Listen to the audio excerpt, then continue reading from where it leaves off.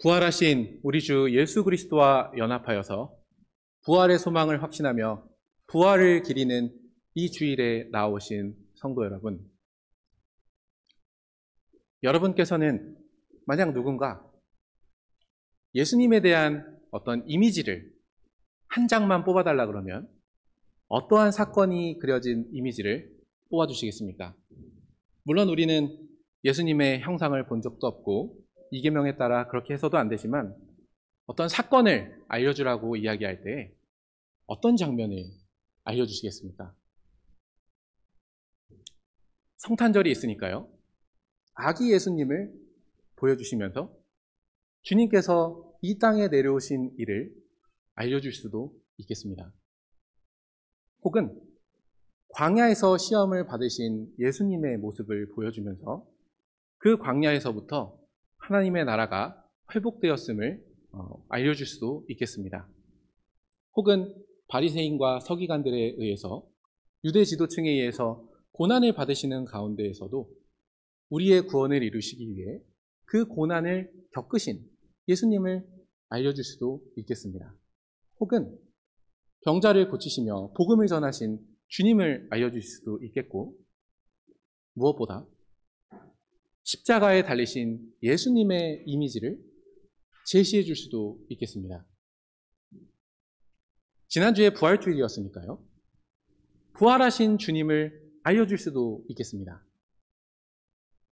질문을 그러면 조금 바꿔보겠습니다. 지금 우리에게 가장 중요한 예수님의 한 측면을 이야기해달라 그러면은 여러분께서는 제가 방금 말씀드린 모든 사건 중에 어떠한 것을 알려주시겠습니까?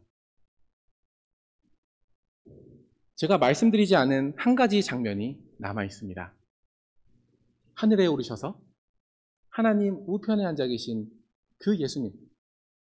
그 예수님이 지금 우리를 다스리고 계시는 예수님의 모습입니다.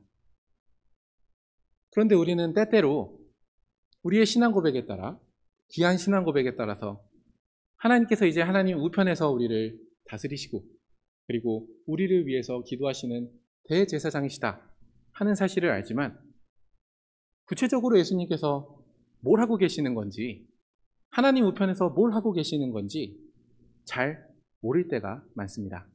조금 애매하고 추상적으로 알 때가 있는 것입니다. 오늘은 이러한 생각을 가지면서 요한계시록의 말씀을 함께 생각하고자 합니다. 이 요한계시록의 말씀을 통해 하늘에 오르신 예수님께서 이제 이 세상을 어떠한 식으로 다스리고 계시는지를 살펴보고, 무엇보다 오늘 어려운 시기를 마주하고 있는 우리가 그 사실에서 어떠한 위로와 힘을 얻으며 살아갈 수 있는지를 함께 살펴보고자 합니다. 그래서 오늘 강설의 제목은 죽임당한 어린 양의 부활, 그 이후에 관하여입니다. 먼저 요한계시록 5장 1절로 14절을 근거로 첫 번째 대지를 말씀드리겠습니다. 첫 번째 대지의 제목은 이렇습니다. 두루마리를 펴시기에 합당하신 죽임당한 어린 양. 두루마리를 펴시기에 합당하신 죽임당한 어린 양. 특별히 계시록 5장은 이 두루마리를 중심으로 말씀이 계속해서 이어집니다. 초등학생분들은 이해하기가 조금 어려우실 수도 있을 거라고 생각하는데요. 저도 박물관에서만 보았는데 이 두루마리는 정말 가장 쉽게 두루마리 화장지를 생각하셔도 나쁘진 않을 것 같습니다. 화장지를 생각해보면 계속해서 펴지지 않습니까? 그래서 예전에 책들을 보면은 이렇게 책들이 양피지에 이렇게 말려져 있었습니다. 이게 책이었습니다. 근데 이 책에는 그 내용에 대해서 함부로 보지 못하게 하려고 여기에 인을 찍었습니다. 쉽게 생각하면 스티커를 붙였다고 생각하시면 됩니다. 그래서 이 두루마리를 이렇게 펴서 보려면은 여기에 스티커처럼 막힌 이 인을 떼야 됐습니다. 오늘은 이 5장에서는 이 사실이 아주 중요한 주제로 떠오르고 있습니다. 1절을 읽습니다. 내가 보매 보좌에 앉으신 이의 오른손에 두루마리가 있으니 안팎으로 썼고 7인으로 봉하였더라. 5장의 배경은 하늘 어전입니다. 하나님께서 계신 바로 그곳입니다. 여기에 보좌에 앉으신 이는 성부 하나님이십니다. 그 하나님 오른손에 어떠한 계획이 담겨 있고 그 두루마리를 펼치기만 하면 어떠한 일이 완성되는 그러한 두루마리를 오른손에 가지고 계십니다. 2절을 보시기 바랍니다. 그래서 힘 있는 천사가 큰 음성으로 외칩니다. 누가 그 두루마리를 펴며 그 인을 떼기에 합당하냐? 그러나 3절을 보시면 하늘 위에나 땅 위에나 땅 아래나 그 어디에도 이 두루마리를 뗄 수 있는 사람이 없다. 이렇게 이야기합니다. 그래서 4절을 보시면은 그렇게 이 두루마리를 펴기에 합당한 자가 없는 것을 곧 요한 사도가 알게 됩니다. 그리고 크게 웁니다. 여기서 이 두루마리가 반드시 펴져야만 한다는 것을, 펴지지 않으면은 이 요한 사도가 크게 목 놓아 울 정도로 굉장히 큰 중요한 것이 여기에 적혀 있다는 것을 알게 됩니다. 여기서 요한계시록의 배경을 잠시 설명드릴 차례가 된 것 같습니다. 요한계시록을 쓸 당시에는 이 사도 요한은 반모섬이라는 곳에 유배를 갔습니다. 당시 도미티아누스라는 황제는 자기를 신격화해서 자기를 섬기도록 하였습니다. 그래서 자기를 주, 퀴리오스, 도미누스, 나를 주라 불러라 이렇게 이야기하였습니다. 기독교인들은 당연히 그러한 우상숭배에 참여할 수 없었기에 많은 박해를 받았습니다. 이에 더하여서 이렇게 황제가 자기를 섬기라고 하지 않더라도 일상생활에서 많은 고난을 애매히 받았습니다. 그 이유는 당시의 상업조합, 예를 들면 어업조합, 밖에 나가서 어업을 하는 사람들은 서로를 지켜주기 위해 일종의 보험 형식으로 상업조합을 만들어서 서로를 지켜주었습니다. 그렇게 이익을 안전하게 만들어서 자기의 생활을 유지했던 것입니다. 그런데 어업에 종사하는 사람들은 반드시 그 신을 섬겼습니다. 포세이돈을 섬겼을 것입니다. 그렇기 때문에 기독교인들은 그 흔한 사회보장제도였던 것 중에 하나인 그 상업조합에, 어업조합에도 가입할 수 없었습니다. 그렇게 되면 그 조합 안에서 설령 피해를 보더라도 그 조합 안에서 지원되는 보조금 같은 것도 받지 못하였고 훨씬 더 어려운 상황에 처하게 된 것입니다. 바로 이 요한계시록이 써졌던 당시의 상황이 이러했습니다.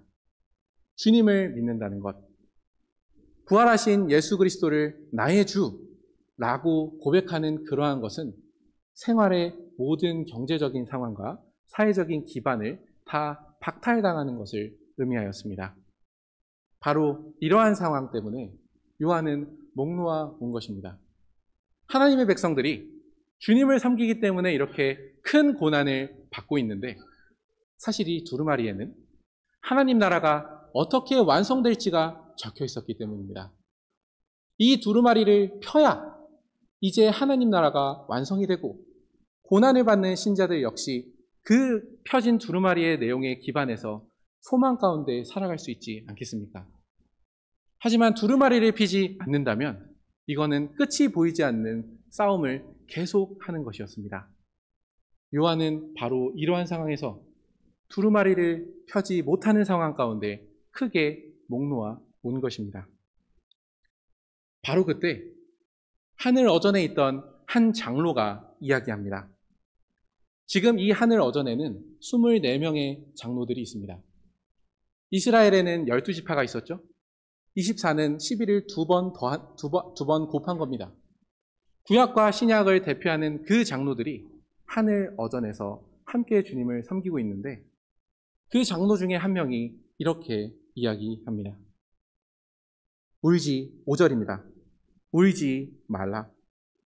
유대지파의 사자 다윗의 뿌리가 이겼으니 그 두루마리와 그 7인을 떼시리라 하더라. 이 장로가 알려주는 것은 뗄 수 있는 사람이 있다라는 것입니다. 그런데 두 가지를 주목할 필요가 있습니다. 첫 번째, 그 두루마리를 뗄 수 있는 분을 묘사하는 것입니다. 여기 보시면 유대지파의 사자, 동물의 왕 사자를 얘기하는 겁니다. 유대의 지파의 사자, 곧 다윗의 뿌리가 이겼다고 합니다. 왕권을 강조하고 있습니다. 이스라엘 지파에서 유대 지파가 결국에는 다윗의 후손을 따라서 왕위를 낳는 지파가 되지 않았겠습니까? 그런데 이렇게 다윗의 뿌리가 되시는 참된 왕이신 그리스도께서 이제 이겼다고 합니다. 이것이 두 번째로 주목할 부분입니다.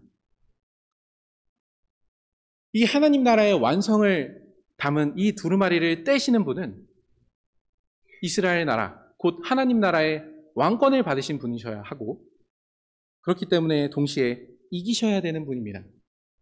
무엇에 대해서 이기겠습니까? 방금 말씀드린 것처럼 하나님을 믿는 것이 사회적으로, 경제적으로 수많은 박해가 올지라도 그러한 고난 가운데서 여전히 주님을 신뢰하면서 자신을 정결하게 하는 것, 바로 그러한 어려움 가운데서도 타협하지 않고 오히려 더욱더 하나님만을 사랑하고 의지하는 것, 바로 그것이 요한계시록에서 이긴다라는 표현입니다. 그런데 여기서 유대의 지파 다윗의 뿌리가 이겼다는 것은 바로 그렇게 우리를 흔들고 무섭게 하는 죄와 사망의 권세로부터 이겼다라는 것입니다. 바로 그런 분이 두루마리와 7인을 떼실 수 있는 자격이 있습니다. 장로의 말을 들었습니다. 듣고서 봅니다. 6절을 보시기 바랍니다. 내가 또 보니 보좌와 내 생물과 장로들 사이에 한 어린 양이 서 있는데 일찍이 죽임을 당한 것 같더라. 그에게 7뿔과 7눈이 있으니 이 눈들은 온 땅에 보내심을 받은 하나님의 7영이더라. 분명 이 왕께서는 장로가 이야기한 것처럼 사자와 같이 능력이 있으신 분이십니다. 여기 보면 7뿔이 있다고 합니다. 요한계시록에서 이런 묘사가 나오면 실제로 뿔이 달리셨다는 얘기가 아니라 이 이미지로서 알려주고자 하는 게 있다는 것을 늘 기억하셔야 됩니다. 7뿔이 의미하는 것은 힘이 충만하시다는 겁니다. 7은 만수입니다.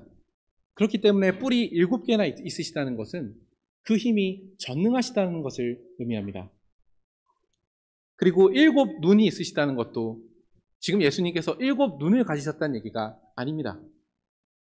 7눈을 가지셨다는 이 표현으로 알려주고자 하는 것은 7눈, 곧 7영을 의미하는 이 7눈은 이제 주님께서 이 땅에 보내신 성신으로 충만하셔서 7눈으로 자신의 교회를 샅샅이 돌보시면서 이 교회를 돌보고 계시다라는 것을 의미하는 것입니다. 그러니 지금 이 두루마리를 뗀 분은 전능한 힘을 가지신 분일 뿐 아니라 성신으로 교회를 충만하게 인도하시는 분이십니다. 아주 힘이 있으신 분이십니다. 그러나 우리는 여기서 다소 의외의 장면을 마주하게 됩니다. 한 어린 양이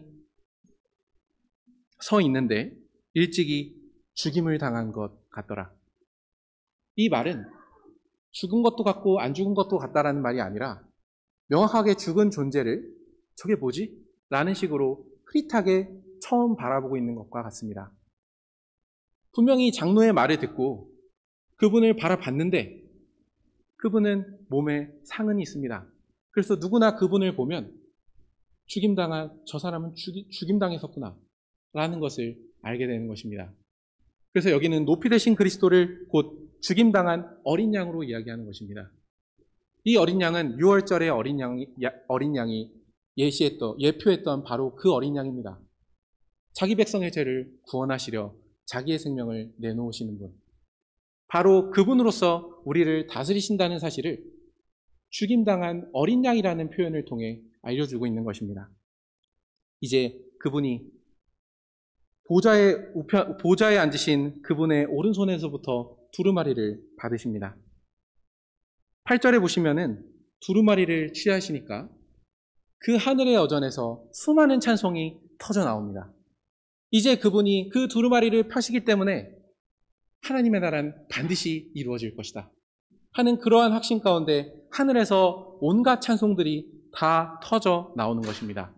그런데 이 찬송을 보면은 다시금 왜 이 죽임당한 어린 양께서 이 두루마리를 떼시기에 합당한지를 더 잘 알 수 있게 됩니다. 먼저 주님을 섬기는 하나님을 섬기고 있는 네 생물과 24장로들이 어린 양 앞에 엎드려서 각각 검은고와 향이 가득한 금 대접을 가지고 기도를 드립니다. 이 향은 성도들의 기도입니다. 그러니 이 24장로가 구약과 신약의 백성들을 대표하는 것입니다. 어떻게 대표하냐 하면 이 땅에 사는 사람들, 여전히 많은 고난 가운데 주님을 섬기는 사람들이 뜻이 하늘에서 이룬 것 같이 땅에서도 이루어지다. 하늘의 나라가 이 땅에 임하시기를 바라면서 고난을 참으며 드리는 그 기도를 손에 가지고 주님께 기도를 드리고 있기 때문에 이 장로들이 구약과 신약의 백성들을 대표한다고 할 수 있는 것입니다. 어찌되었든 이 네 생물과 24장로들이 무슨 찬송을 부르는지를 한번 보겠습니다. 9절 첫 번째를 보시면은 새의 노래를 부릅니다. 새의 노래는 주님께서 새로운 구원의 일을 행하셨을 때에 부르게 되는 것입니다. 찬송을 하는 주체는, 음을 내는 주체는 우리이지만 그렇게 찬양을 하게 하시는 분은 하나님이십니다. 우리에게 구원의 사실을 경험시켜 주시기 때문에 그 구원의 경험에 기반하여서 우리는 하나님께 찬송을 드리는 것이기 때문입니다. 그런데 새로운 찬송이라고 합니다. 새로운 구원의 일을 이 죽임당한 어린 양께서 두루마리를 펴실 때 하실 것입니다. 내용을 보겠습니다. 9절입니다. 두루마리를 가지시고 그 인봉을 떼기에 합당하시도다. 일찍이 죽임을 당하사 각 족속과 방언과 백성과 나라 가운데서 사람들을 피로 사서 하나님께 드리시고, 첫 번째로 이 인봉을 떼시기에 합당하신 이유를 자기의 몸으로, 자기가 죽임당함으로써 주님의 백성들을 온 세계에서 부르신 사실로 제시합니다. 그런데 우리는 여기서 주목할 점이 있습니다. 우리가 주님을 믿고 구원을 믿는 이유는 단순히 9절까지의 내용으로 생각해서는 안 됩니다. 우리를 죄에서 구원하셔서 우리에게 영원한 생명을 주시며 그 사랑을 늘 받게 하시는 이유는 10절에 나와 있습니다. 이것이 곧 주님께서 이루실 새로운 구원의 일입니다. 10절입니다. 그들로 우리 하나님 앞에서 나라와 제사장들을 삼으셨으니 그들이 땅에서 왕노릇 하리로다 하더라. 구원의 목적은 10절에 있습니다. 우리가 주님의 사랑을 받는 이유, 주님께서 우리에게 피를 흘리시면서 구원해 주신 이유는 우리로 제사장 나라와 같은 사람들로서 왕노릇을 하게 하시려는 것입니다. 이 말이 조금 추상적일 수 있겠습니다. 이 말은 곧 하나님의 뜻에 따라서 우리의 몸을 하나님께서 기뻐하시는 거룩한 산 제물로 드리는 것입니다. 하나님의 말씀에 따라서 이 세상을 가꾸고 돌보는 것입니다. 이것이 사실 주님께서 이 땅을 지으신 이유 아니었습니까? 하지만 사람은 타락해서 하나님께서 주시는 모든 좋은 것들로 그것들을 다 누리면서도 하나님을 영화롭게 하지도 않고 감사하게 하지도 않습니다. 이러한 반란지구 같은 세상에서 주님께서는 하나님의 나라를 회복시키시려고 죽으신 것입니다. 그 사랑을 받은 우리는 이제 삶으로서 그 구원의 증거를 드러내게 되었습니다. 주님께 자기 자신을 바치는 제사장 나라와 같이, 그리고 하나님의 말씀에 따라 다스리는 왕과 같이 우리는 이 땅에서 하나님을 순종하는 자녀들로 살게 되었습니다. 이것이 바로 이러한 사실을 요한계시록을 써졌을 때 살았던 신자들의 삶에서도 금방 알 수 있는 것입니다. 죽음의 위협이 가까이 옵니다. 수많은 고난이 옵니다. 그러나 그러한 고난들보다 더 큰 것은 주님께서 나를 사랑하셔서 자기의 목숨을 바치신 것입니다. 그렇기 때문에 그 어려운 상황 가운데서도 여전히 자신의 몸을 하나님이 기뻐하시는 산 제물로 드리며 계속해서 하나님께 순종하는 하나님의 나라의 왕으로서 살아가는 일이 펼쳐진 것입니다. 두루마리는 바로 이러한 일을 완성하려고 우리에게 주신 것입니다. 그 일이 구체적으로 뭘 의미하는지는 6장에서 보게 될 텐데, 여기서 중요한 것은 어린 양이 도대체 왜 우리를 구원하셨는가, 왜 두루마리를 떼기에 합당하신가 라고 했을 때는 바로 두루마리가 목적하는 그 나라, 곧 하나님의 말씀을 기쁘게 순종하고 살아가는 그 나라가 이 반란지구 안에서 회복된다는 그러한 내용을 주님께서 몸소 이루실 것이기 때문입니다. 여기 보시면은 그 이어서 보좌와 장로들을 둘러싼 11절을 보시면 수많은 천사들이 나옵니다. 그리고 그 13절을 이어서 보시면은 하늘, 땅 아래와 바다의 모든 피조물까지도 찬송하기 시작합니다. 이 찬송의 공통점을 보시는 것이 유익이 있을 텐데요. 12절을 보시면은 죽임을 당하신 어린 양은 능력과 부와 지혜와, 여기 힘이 중요합니다. 힘과 존귀와 영광과 찬송을 받으시기에 합당하도다. 여기 보면은 7개의 능력을 이야기하면서 찬송을 드리고 있는데 그 한가운데에 힘이 있습니다. 이것은 왕이 가지는 권한, 권능을 의미하는 단어입니다. 지금 주님께서는 보좌에 앉으신 그분께로부터 능력을 받으셔서 이제 그 크신 능력으로 이 하나님의 나라를 회복시켜 가실 것입니다. 그 두루마리에 적힌 그 내용을 회복시켜 이루어 가실 것입니다. 그래서 13절을 보시면은 그 찬송에, 이 피조물들의 찬송에는 4가지를 가지고 찬송을 하는데 역시 권능이라는 단어가 나옵니다. 마지막입니다. 공통적으로 찬송하고 있는 것은 어린 양께서 이제는 유다의 사자요, 다윗의 뿌리로서 하나님께로부터 왕권을 받아서 우리가 하나님 백성으로 살아가게끔 그 크신 7불의 능력을 가지고, 그리고 교회를 돌보시는 충만한 성신과 함께 우리를 이끄실 것이라는 사실이 지금 이 5장에서 전달되고 있는 것입니다. 그러니 부활하신 예수님께서 40일 동안 이 세상에서 부활의 복음을 전하신 후에 하늘로 올라가신 이후로 어떠한 일이 벌어진 것입니까?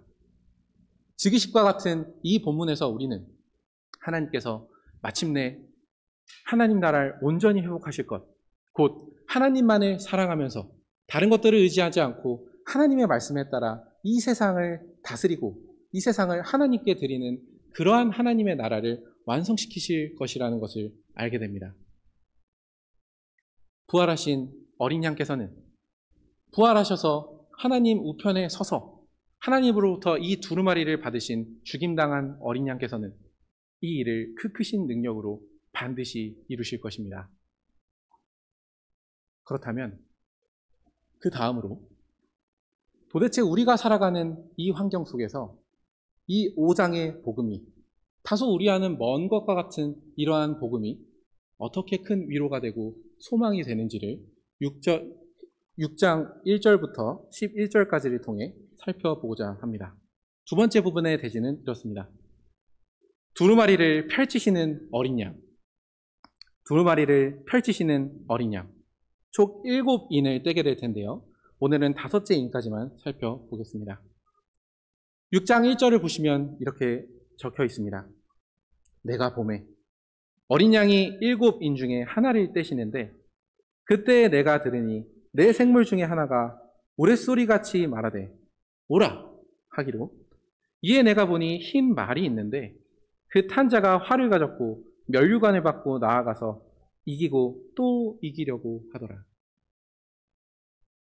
7인을 다 떼야 하나님 나라가 회복되는 그러한 일이 벌어질 텐데 그 과정에서 첫 번째 인을 떼니까 흰 말이 나옵니다. 특징이 있습니다. 말의 색깔입니다. 요한계시록에서 흰색은 언제나 하나님의 백성을 의미합니다. 더 구체적으로 말씀드리면은 여러 어려운 가운데에서도 오로지 하나님만을 신뢰하며 그분에 대한 정절을 지킨 사람, 바로 그 사람들이 흰 옷을 받게 됩니다. 그것처럼 지금 여기서 말하는 흰 말은 교회와 이 말이 관련되어 있다는 것을 알게 됩니다. 또 다른 특징이 있습니다. 여기 면류관을 받았다고 합니다. 이 면류관은 이 땅에서 끝까지 주님을 섬긴 사람들에게 주님께서 주시는 상입니다. 이 사람이 바로 그러한 면류관을 받고 정절을 지키는 정절을 의미하는 흰색을 가진 말을 타고 나아가기 시작합니다. 그런데 아주 기동성이 있고 공격력이 있는 활을 가지고 아주 강력한 힘을 가지고 나아가서 이기고 또 이긴다고 합니다. 앞에서 우리가 이긴다는 표현을 5장 5절에서 보았습니다. 유대 지파의 사자 다윗의 뿌리가 이겼다 이야기하였습니다. 이제 바로 이 어린 양께서 주님께서 쓰시는 이 수종을 통해서 주님의 교회가 끝까지 정절을 지키고 주님께 면류관을 받기까지 계속해서 이기게 하실 것이라는 것을 가장 먼저 보여주는 것입니다. 인을 떼는 것이 시간의 순서를 의미하는 것은 아니지만 무엇을 처음 보여주시는가는 중요한 사실입니다. 둘째인부터 넷째인까지는 우리가 상상하기 싫은 수많은 심판이 이 땅에 내려질 것을 우리가 보게 될 것입니다. 그러나 그러한 심판이 이르기 전에 주님께서 가장 먼저 알려주시는 것은 주님께서 사랑하시는 사람들에게 먼저 다가가셔서 그들이 이 세상의 여러 어려운 가운데서도 주님께 정절을 지킬 수 있는 힘을 주시리라는 것을 이 첫째 말에서 알려주는 것입니다. 그럼 이제부터 주님께서 구원을 온전히 이루시려고 이 죄악된 세상을 온전히 심판하시는 가운데 주님의 백성을 어떻게 구원하시는지를 둘째인으로 넷째인을 통해서 살펴보도록 하겠습니다. 3절입니다. 둘째인을 떼실 때 내가 들으니 둘째 생문이 말하되 오라 하니 이에 다른 붉은 말이 나오더라. 그 탄자가 허락을 받아 땅에서 화평을 제하여 버리며 서로 죽이게 하고 또 큰 칼을 받았더라. 이 둘째 말의 핵심은 화평을 제하는 겁니다. 서로 죽이게 하고 이를 위해서 큰 칼을 받습니다. 그러나 4절 초반부에 나오는 것처럼 허락을 받습니다. 주님께로부터 이러한 허락을 받아서 이 땅의 화평을 없애고 끊임없는 갈등을 일으키게 하는 것입니다. 이것이 주님을 따르지 않는 이 세상에 주님께서 내리시는 심판입니다. 우리가 살아가는 세상에는 많은 갈등이 있습니다. 이번 미국 대선에서도 이 대통령 당선을 한 사람을 지지하는 사람들과 그 반대편을 지지한 사람들의 취향이 완전히 갈렸습니다. 이번에 취임한 대통령을 지지한 사람들은 이른바 블루컬러입니다. 미국에서 쇠퇴하고 있는 제조업, 공장에서 일하는 고졸 학력의 사람들이었습니다. 미국에서는 최근에 이러한 제조업이 계속해서 쇠퇴하였습니다. 거기에 종사하는 사람들은 이제 제조업을 부흥시켜주겠다는 대통령의 공약을 믿고 이 대통령을 적극적으로 지지한 것입니다. 반대로 그 반대편에 지지한 사람들은 이른바 고학력자들이었습니다. 대의가 중요하다. 먹고 사는 문제 이전에 미국이 무엇을 해야 하는가? 이런 것들을 생각할 수 있는 사람들이었습니다. 말씀드린 것은 이 두 집단의 가치 판단을 하고자 하는 것이 아닙니다.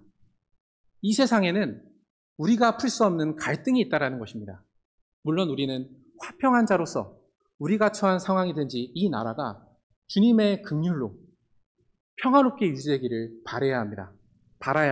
하지만 이 세상에는 정치적인 색깔과 같이 자기의 생업과 관련된 정치색과 같이 도무지 사람 스스로는 해결할 수 없는 문제가 있습니다. 그렇기 때문에 우리는 우리가 누리고 있는 이 평화에 대해서 두 가지를 생각할 필요가 있습니다.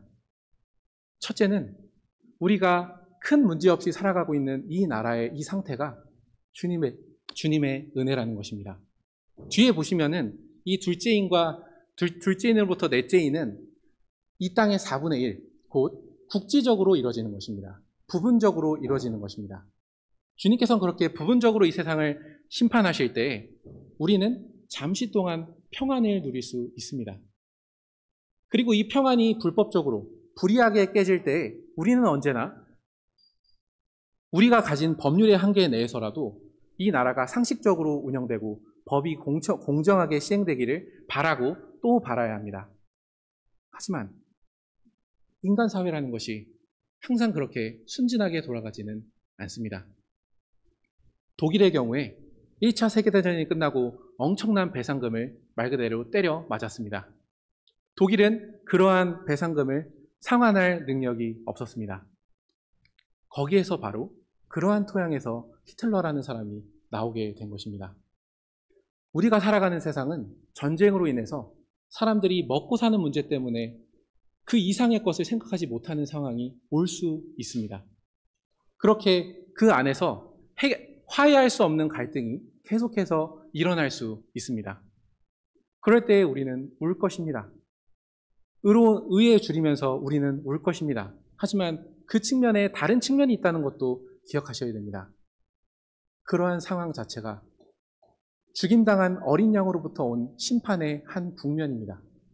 그렇기에 그러한 상황에서 우리는 필요 이상으로 좌절할 필요가 없을 것입니다.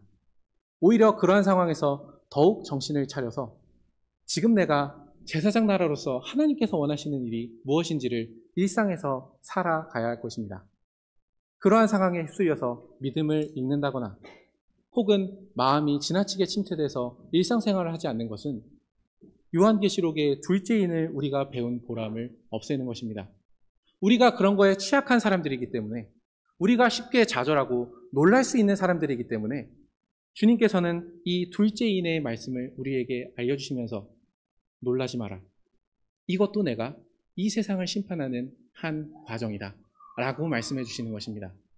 그러니 우리는 이 인을 떼시는 죽임당한 어린 양, 우리를 위해서 죽으신 그 어린 양을 바라보면서 우리가 주님을 위해서 사는 사람들이라는 것을 늘 기억해야 할 것입니다.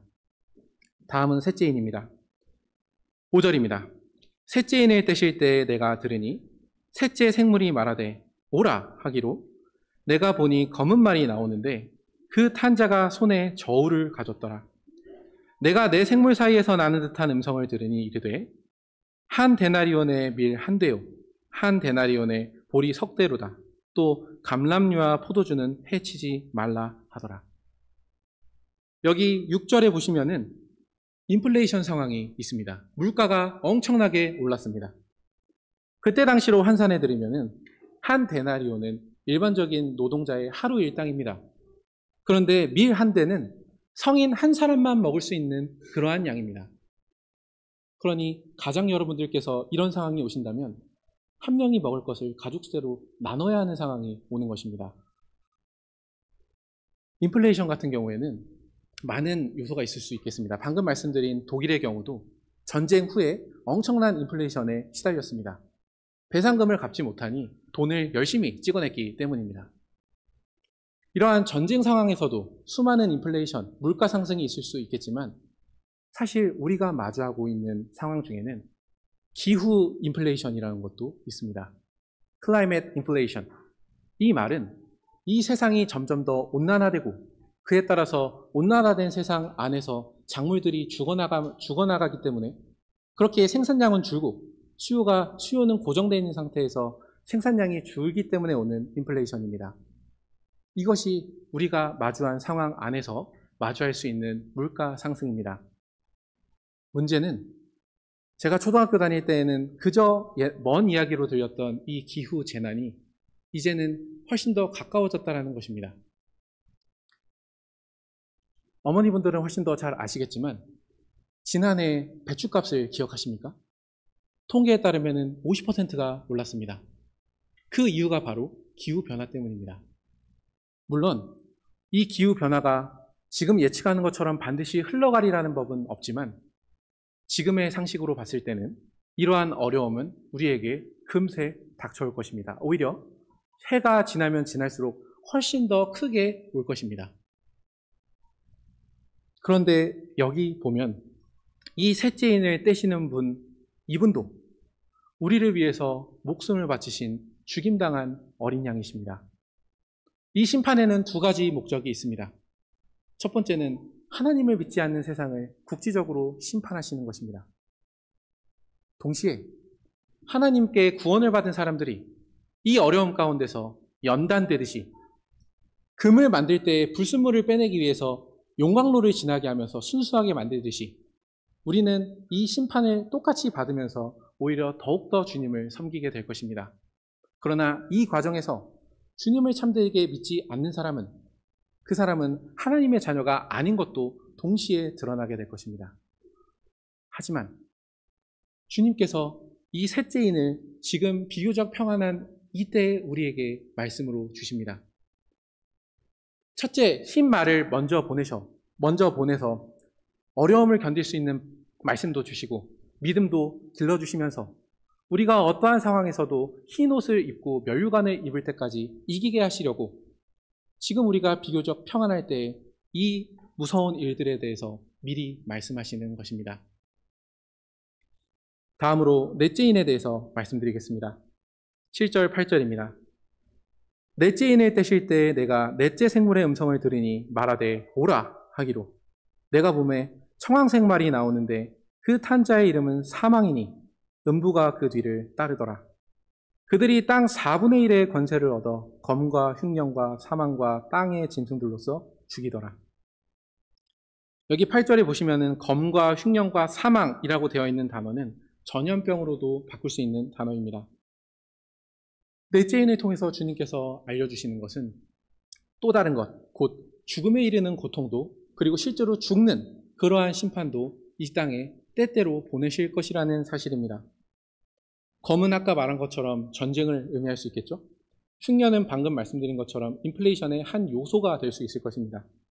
그리고 사망과 땅의 짐승은 구약 본문에 근거한 표현들인데 곧 전염병과 이 짐승들의 위협으로 우리가 죽어가는 것입니다. 모든 것이 통제된 사회, 현대 사회에 살아가는 우리는, 그리고 서울 인근에 사는 우리는 짐승의 위협에 대해서 우습게 생각하지만 단 하루만 야지로 나가보시기 바랍니다. 가장 먼저 우리나라에서 위협을 받는 것은 멧돼지일 것입니다. 우리는 어찌되었건 간에 어떤 식으로든 하나님께서 이 땅을 죽음으로써 심판하시는 상황도 주님께서 임하게 하실 것을 이 인에서 보게 됩니다. 특별히 전염병과 관련해서 우리는 코로나를 최근에 겪었습니다. 이 병으로 인해서 백신 후유증으로 고통을 받고 계신 분들도 있고 더 나아가서는 코로나보다 훨씬 더 심각한 질병이 올 수도 있습니다. 그러나 그러한 것이 오기 전에 주님께서는 넷째 인을 통해 우리에게 알려주시는 것입니다. 놀라지 마라. 이건 역시 내가 이 세상을 심판하고 동시에 너희를 고난 가운데 정결하게 하기 위함이다. 라고 말씀해 주시는 것입니다. 이렇듯 둘째인부터 넷째인을 살펴볼 때 우리는 한 가지 사실을 생각하게 됩니다. 우리는 주님의 죽임당한 어린 양으로부터 구원을 받은 사람들로서 똑같이 죽기까지 순종하는 것을 요구받고 있습니다. 그러나 아무것도 없는 데서 믿음을 요구하는 것이 아니라 미리 이렇게 주님께서 이 세상 전체를 어떻게 운영해 가실 건지를 알려주십니다. 그러나 한 가지 생각하게 되는 것이 있습니다. 우리는 특히 저와 같은 세대이신 분들은요, 전쟁을 겪지 않은 세대입니다. 태어나면서부터 풍요와 평안을 겪었을 가능성이 큰 분들입니다. 물론 때에 따라서 각자의 개인 사정이 있어서 말 못할 어려움도 어려움을 겪으실 수 있었겠지만 우리보다 훨씬 더 못 사는 그러한 국가들보다는 훨씬 더 잘 살고 있는 것은 부정할 수 없는 사실입니다. 그렇기 때문에 우리가 한 가지 은연중에 가지고 있는 생각이 있습니다. 이 세상을 긍정하는 것입니다. 이 세상이 망하면 안 된다. 나는 이 땅에서 이것도 하고 저것도 하면서 이런 직업도 없고 저런 직업도 없고 몇 년 뒤에선 돈을 얼마 벌어서 이것도 하고 저것도 해야 되는데 그런데 이 세상이 없어지면 안 된다. 라는 생각을 은연중에 우리가 갖고 있는 것입니다. 그러나 오늘 우리가 둘째인으로부터 넷째인의 사실을 살펴볼 때 이 세상은 심판받아야 될 세상이라는 것을 다시금 깨닫게 됩니다.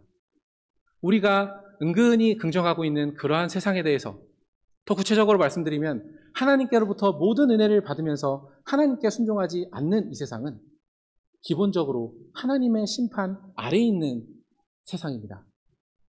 그 과정에서 우리가 마주하기 싫은 기후재난이나 전쟁이나 전염병이나 모든 것이 올 수 있습니다.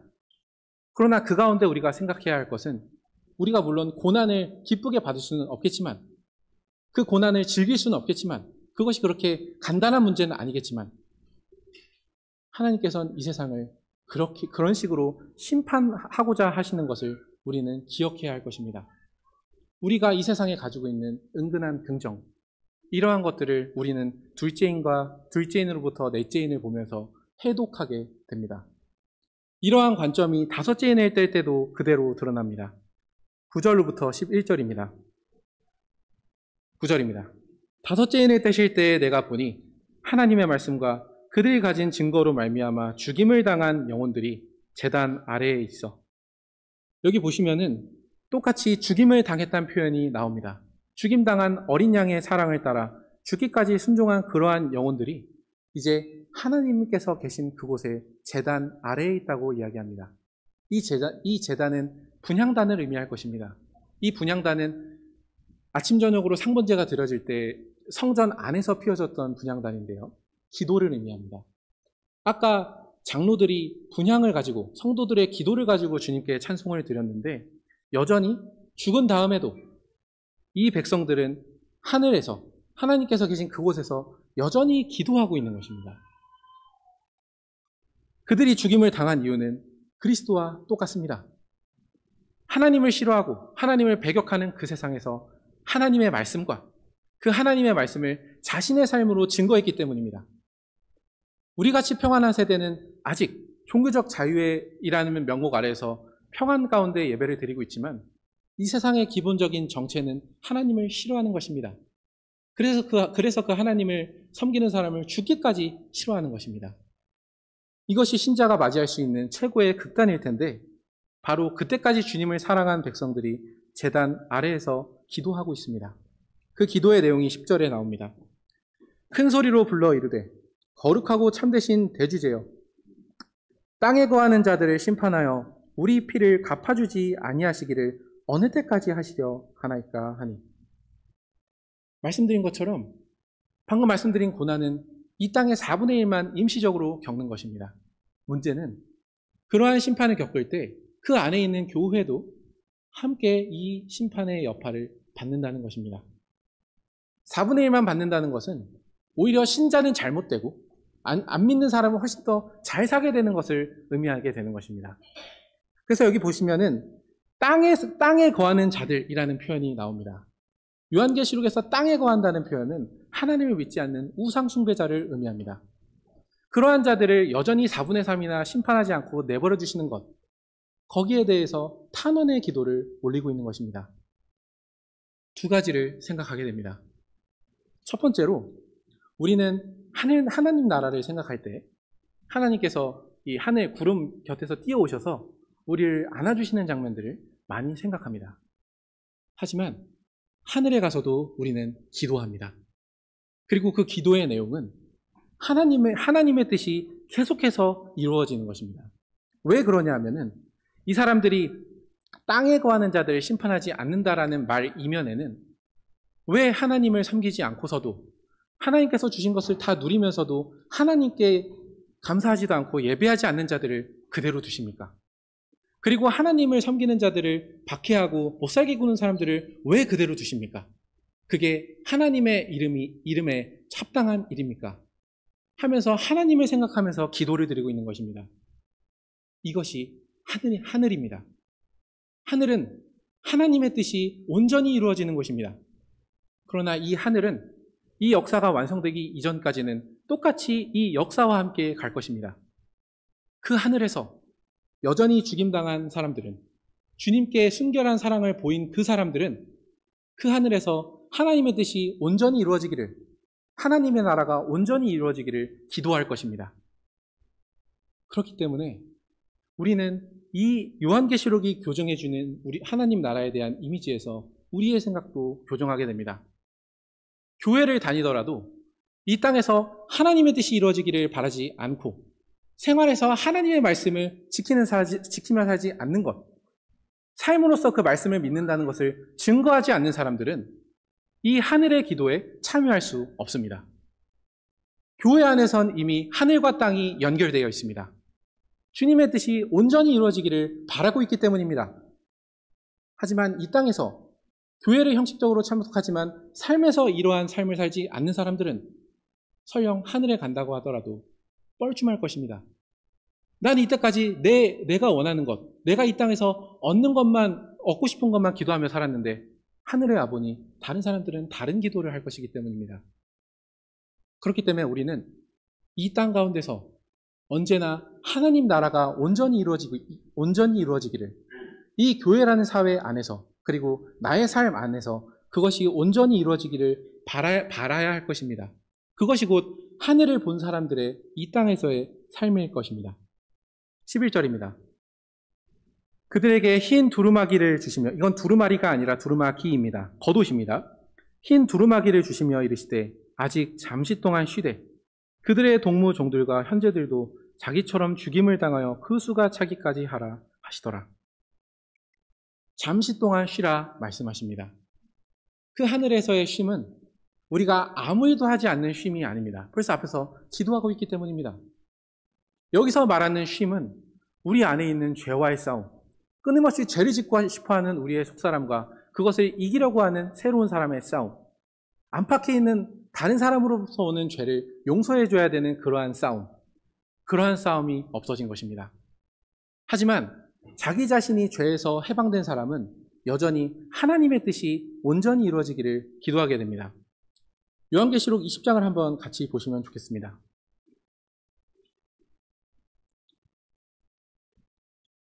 4절을 제가 읽도록 하겠습니다.